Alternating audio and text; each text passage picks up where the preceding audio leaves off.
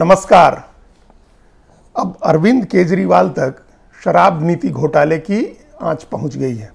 अभी तक ऐसा लग रहा था कि वो इससे बचे रह जाएंगे, क्योंकि अरविंद केजरीवाल पॉलिसी मेकिंग में तो शामिल होते हैं, लेकिन किसी फाइल पर दस्तखत नहीं करते हैं। उन्होंने अपने पास कोई विभाग नहीं रखा हुआ है।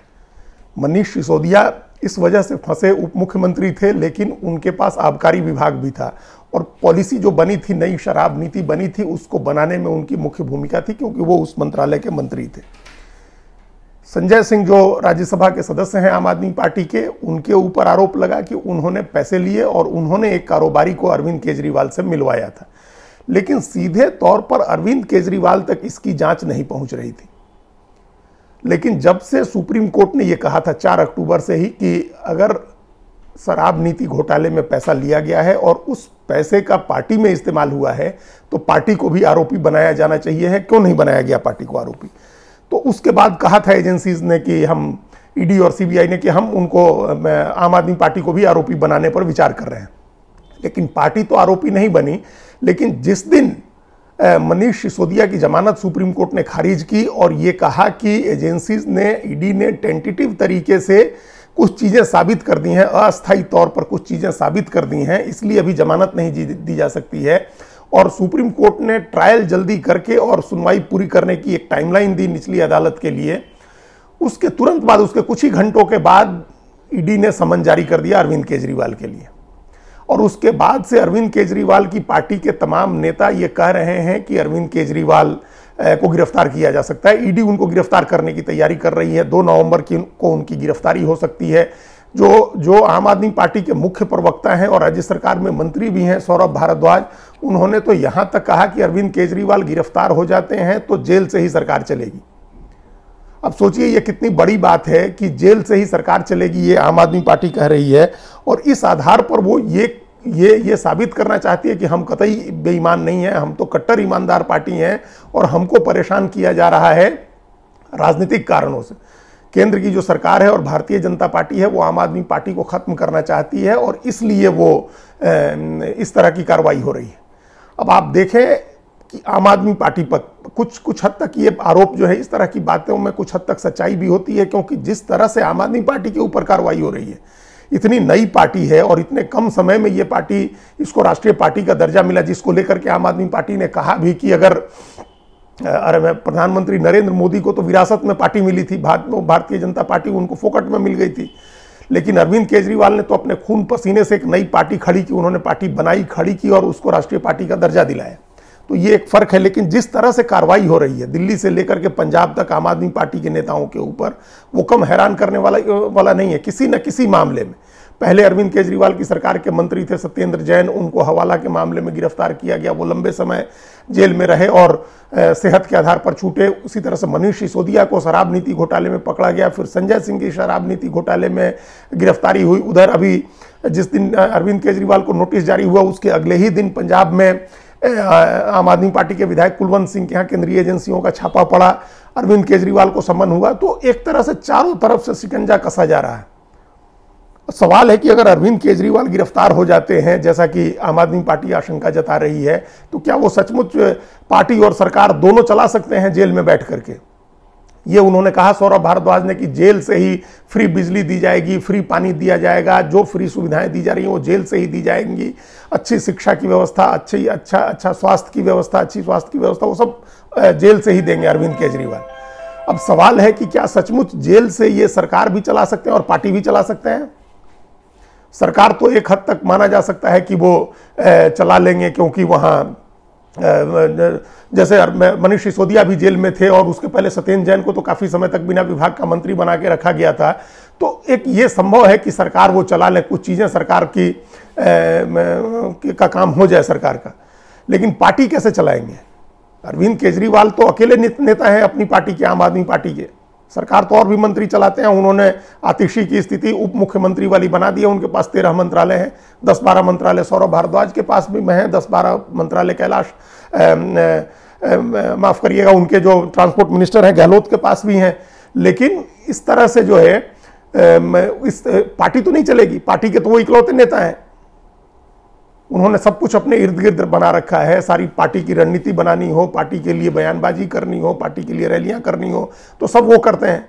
बाकी कोई भी नेता है वो उनको सप्लीमेंट करता है। तो अगर उनको सजा ईडी पकड़ लेती है या जेल में ले जाया जाता है तो क्या वो पार्टी चला सकेंगे?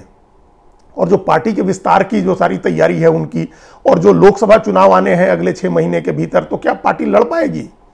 और जो जमानत को लेकर के सुप्रीम कोर्ट का जो रवैया है वो बहुत चिंता की बात होनी चाहिए आम आदमी पार्टी के लिए। सुप्रीम कोर्ट ने जमानत नहीं दी मनीष सिसोदिया को, इसका मतलब कि बहुत जल्दी संजय सिंह को भी जमानत नहीं मिलनी है। और जो बात कह रहे हैं सौरभ भारद्वाज, आतिशी वगैरह की, अगर अरविंद केजरीवाल गिरफ्तार हो जाते हैं तो निश्चित रूप से उनको भी जमानत नहीं होगी और अगले लोकसभा चुनाव तक हो सकता है जेल में रहना पड़े। तो फिर पार्टी के विस्तार की जो संभावना जो उन्होंने पाली थी, ये तो दूसरा चुनाव भी उनके हाथ से निकल जाएगा। बल्कि तीसरा चुनाव वो 2014 से ही कोशिश कर रहे हैं। 2014 में ही पहली बार उन्होंने पूरी ताकत से चुनाव लड़ा था और उनको उसी समय लग रहा था कि देश में उथल पुथल कर देंगे, वो क्रांति मचा देंगे, लेकिन वो हुआ नहीं। वो उस समय नरेंद्र मोदी के खिलाफ वाराणसी भी लड़ने गए थे। फिर उस समय तो 4 MP जीते थे। 2019 ऐसे ही हाथ से निकल गया, सिर्फ 1 MP जीता उनका।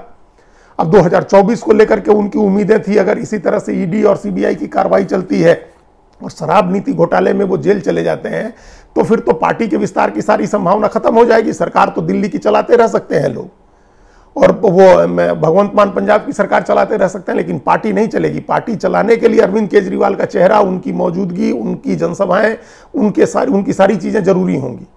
तो इसीलिए ये बात जो कह रही है आम आदमी पार्टी, ये भी उसका एक तरह का फ्रस्ट्रेशन है। इससे सरकार, वो पार्टी नहीं चल पाएगी अगर अरविंद केजरीवाल गिरफ्तार होते हैं।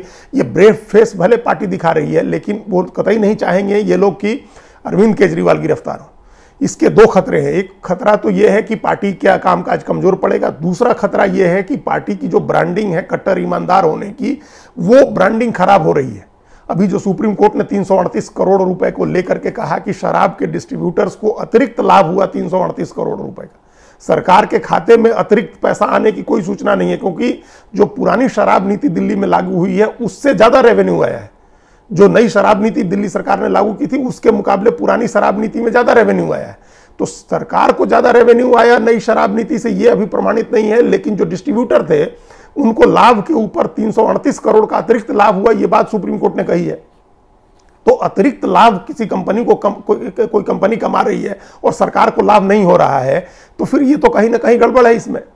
तो ये जो ब्रांडिंग है कट्टर ईमानदार पार्टी की, वो ब्रांडिंग भी प्रभावित होगी। सरकार पार्टी चलाने में दिक्कत आएगी।